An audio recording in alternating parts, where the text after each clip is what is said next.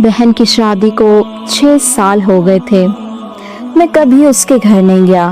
ईद, शब बारात, कभी भी अम्मी या अब्बू ही जाया करते थे। मेरी बीवी मुझे एक दिन कहने लगी, आपकी बहन जब भी आती है उसके बच्चे घर का हाल बिगाड़ कर रख देते हैं, खर्च डबल हो जाता है। और तुम्हारी माँ हमसे छुप छुपा कर कभी उसको साबुन की पेटी, तो कभी कपड़े, कभी सर्फ के डब्बे और कभी कभी तो चावल का थैला भर देती है। अपनी माँ को बोलो ये हमारा घर है, कोई खैरात सेंटर नहीं। मुझे बहुत गुस्सा आया। मैं मुश्किल से घर का खर्च पूरा कर रहा हूँ और माँ सब कुछ बहन को दे देती है। बहन एक दिन घर आई हुई थी। उसके बेटे ने टीवी का रिमोट तोड़ दिया। मैं माँ से गुस्से में कह रहा था, माँ बहन को बोलो यहाँ ईद पर आया करे बस, और ये जो आप साबुन, सर्फ और चावल का थैला भर कर देती है ना, इस सब को बंद करें। माँ चुप रही, लेकिन बहन ने सारी बातें सुन ली थी।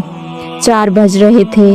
अपने बच्चों को तैयार किया और कहने लगी, भाई मुझे बस स्टॉप तक छोड़ आए। मैंने झूठे मुंह कहा, कुछ दिन रह लेती, लेकिन वो मुस्कुराई। नहीं भाई, बच्चों की छुट्टियां खत्म होने वाली हैं। फिर जब हम दोनों भाइयों में ज़मीन का बंटवारा हो रहा था तो मैंने साफ इनकार किया, भाई मैं अपनी ज़मीन से बहन को हिस्सा नहीं दूंगा। बहन सामने बैठी थी, वो खामोश थी, कुछ न बोली। माँ ने कहा, बेटी का भी हक बनता है, लेकिन मैंने गाली देकर कहा, कुछ भी हो जाए मैं बहन को हिस्सा नहीं दूंगा। मेरी बीवी भी बहन को बुरा भला कहने लगी। वो बेचारी खामोश थी। बड़ा भाई अलहदा हो गया। कुछ वक्त के बाद मेरे बेटे को टीबी हो गई। मेरे पास उसका इलाज करवाने के पैसे नहीं थे। बहुत परेशान था मैं। कर्ज भी ले लिया था, लाखों रुपया, भूख सर पर थी। मैं बहुत परेशान था। कमरे में अकेला बैठा था, शायद रो रहा था हालात पे। उस वक्त वही बहन घर आ गई। मैंने गुस्से से बोला, अब ये आ गई है मनहूस। मैंने बीवी को कहा, कुछ तैयार करो बहन के लिए। बीवी मेरे पास आई, कोई ज़रूरत नहीं गोश्त या बिरयानी पकाने की उसके लिए। फिर 1 घंटे बाद वो मेरे पास आई, भाई परेशान हो। बहन ने मेरे सर पे हाथ फेरा, बड़ी बहन हो तुम्हारी, गोद में खेलते रहे हो, अब देखो मुझसे भी बड़े लगते हो।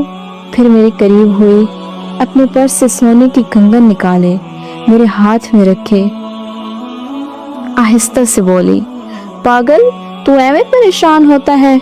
बच्चे स्कूल थे, मैं सोचा दौड़ते दौड़ते भाई से मिलाऊं। ये कंगन बेचकर अपना खर्चा कर, बेटे का इलाज करवा।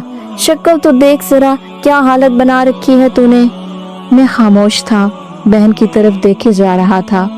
वो आहिस्ता से बोली, किसी को ना बताना कंगन के बारे में, तुमको मेरी कसम है।